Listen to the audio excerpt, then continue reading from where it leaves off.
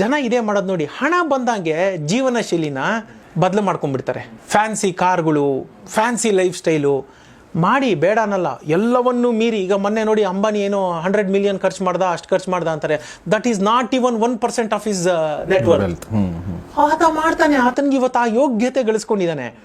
ನಾವೇನು ಮಾಡ್ತೀವಿ, ನವಿಲು ಕುಣಿತು ಅಂತ ಕೆಂಬು ತಪ್ಪುಕ್ಕ ತೆರ್ಕೊಳ್ತು ಅಂತಾರಲ್ಲ, ಹಾಗೆ ಅವ್ರು ಯಾರೋ ಮಾಡಿದ್ರು ಅಂತ ನಾವಿಲ್ಲೆಲ್ಲೋ ಸಾಲ ಮಾಡಿ ಐಷಾರಾಮಿ ಮದುವೆಗಳಾಗೋದು. ಐಷಾರಾಮಿ ಕಾರ್ ತಗೊಳ್ಳೋದು ತಪ್ಪಲ್ಲ, ಐಷಾರಾಮಿ ಮದುವೆ ಮಾಡ್ಕೊಳ್ಳೋದು ತಪ್ಪಲ್ಲ. ಉಳ್ಳವರು ಮಾಡಿದ್ರು ಅಂತ ಇಲ್ಲದವರು ಕಾಪಿ ಮಾಡ್ತಾರಲ್ಲ, ಅದು ತಪ್ಪು. ಯಾಕೆ ಅವನು ಹಣವಂತಾನೆ ಆಗಲ್ಲ ಅಂದ್ರೆ, ಬರಕ್ ಮುಂಚೆ ಫೇಕ್ ರಿಚ್ ಅಂತಾರೆ. ಈಗ ನೋಡಿ, ನಾನು ಈ ಮಾತುಗಳನ್ನ ಯಾರನ್ನ BMW ಅಥವಾ ಔದಿ ಇನ್ನೊಂದು ಕಾರ್ ಇಟ್ಕೊಂಡವರು ಸಾಲ ಮಾಡಿರೋರು ತಪ್ಪು ತಿಳ್ಕೊಬೇಡಿ. ಮುಕ್ಕಾಲ್ ಜನ ಫೇಕ್, ಹೊರಗಡೆ ಪ್ರಪಂಚಕ್ಕೆ ನಾನು ರಿಚ್ ಅಂತ ತೋರಿಸ್ಕೋಬೇಕು ಅಂತ ಹೇಳಿ ಆ ಕಾರ್ಗಳನ್ನ ತಗೊಂಡಿರ್ತಾರೆ.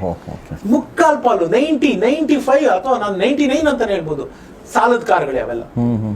ಭಾರತದ ರಸ್ತೆ ಅಂತಲ್ಲ, ಜಗತ್ತಿನ ಯಾವುದೇ ರಸ್ತೆಯಲ್ಲಿ ಓಡಾಡೋ ಕಾರಲ್ಲಿ 90ಕ್ಕೂ ಹೆಚ್ಚು, ನಾನು ಅದನ್ನ ಆತ್ಮವಿಶ್ವಾಸದಿಂದ ಹೇಳಬಲ್ಲೆ, ಎಲ್ಲ ಸಾಲದ ಕಾರ್ಗಳು. ಅವ್ರದ್ದಲ್ಲ, ಅದು ಓನ್ಡ್ ಬೈ ಬ್ಯಾಂಕ್. ತೀರ್ಸೋ ತನಕ ಅದು ಅವ್ರದೇ.